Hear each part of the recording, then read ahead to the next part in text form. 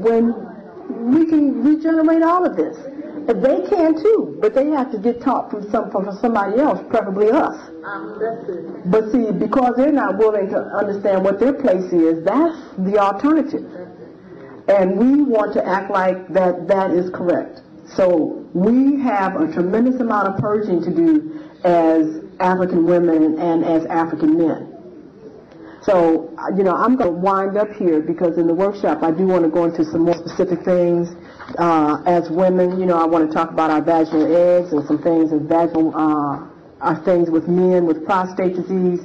But the key here is that before we can go into the year 2000, and, I pray every moment that most of us will make it, is that we must come into our right mind and understand that we can only go as an African. Okay, we cannot go as anything else. And we have to be willing to release that and release all the ways that we have accepted. And so uterine fibroid disease, prostate disease is a loving way that the universe is asking you to take a last look at yourself before your extinction. And we need to get real clear on that. The food we eat, the thoughts that we think. Why do we buy the things that we buy? And before I go, let me just say this, is that there's one of the worst things on the planet is an ignorant woman.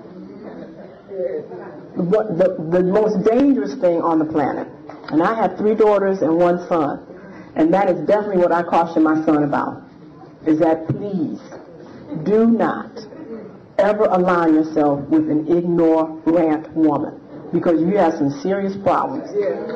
Okay, because if she does not know what is going on here, you definitely are going to basically probably be killed in the matter. Okay, and I warn him against that. That is something that you cannot do, because that's the kids, that's your home, that's everything. I said, and you cannot do that. I said, you cannot do that. So, that has to be your criteria above everything else. So she cannot be in an ignorant state. So that means then that how do we as women not have information on board that we need to be able to make intelligent decisions? And I do not understand it as I go from city to city that I have to always go in the Caucasian community to get books. That I have to get information from them. Because my thing is that, as much as we need information, where are ours? That's why Sister Amina here is just tremendous, because she has a bookstore. In my city, we have let the library close up to a half a day a week. My thing is that, yes, our libraries in the city of Detroit are open a half a day a week. And so obviously all the information they have in there is from the 18th century. Because if you can't stay open every day, you're sure not going to invest any money in no new books for somebody to come and read a half a day once a week. And they think that they're intelligent and that they're making up-to-date decisions. And that's impossible when your resources are archaic and not even available to you. So I say that as we look through these books, etc., even if you think you might not read the book right away, please buy it. Because one of the greatest assets you can have, first of all, is your mind, and then secondly, those things outside of you that you can always renew and infiltrate your mind with, and that is books. So we have to understand that, we've got to start shifting our values. Because if you got the information, you can always get clothes, you can always get shoes, you can always get all that stuff. But you cannot get the information. And the Europeans are basically taking more and more stuff out of print.